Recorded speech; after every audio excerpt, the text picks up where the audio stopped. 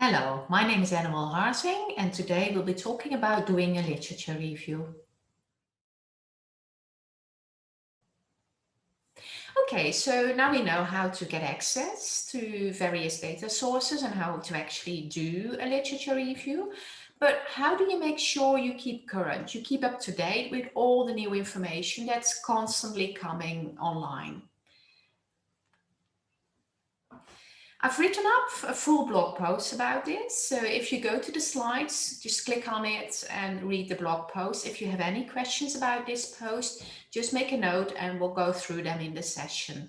But most of all, the important thing is to build in redundancy. Don't just rely on one particular method to keep current.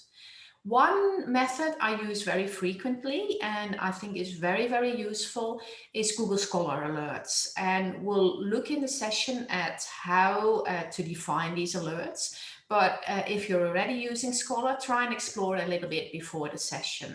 You can create alerts to particular authors in your field. If there is a very important author in your field that has published a lot, just create alerts for their work.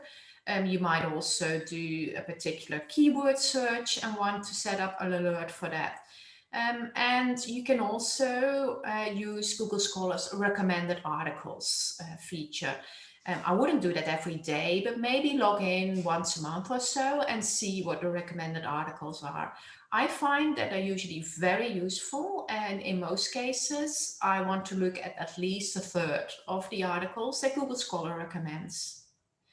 Again, I've written up a bit more detail on Google Scholar and Google Scholar profiles in a blog post. So if you go to the slides and follow the link, you can read that blog post as well. And again, if you have any questions, please make a note and we'll go through those in the session.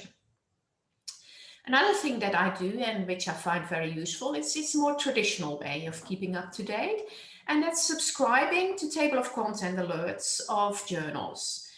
You can do that through the Web of Science, but there are many databases where you can do this. So most journals have a new issue every month, every 2 months, or every 3 months. So what I do is every 3 months, I just go through all of the journals that I think are important in my field and go through the table of contents systematically. But in between, I have the alerts. So they come into my inbox, my email inbox, and if there is an article that I'm particularly excited about, I can follow up on this in between the 3 months systematic searches.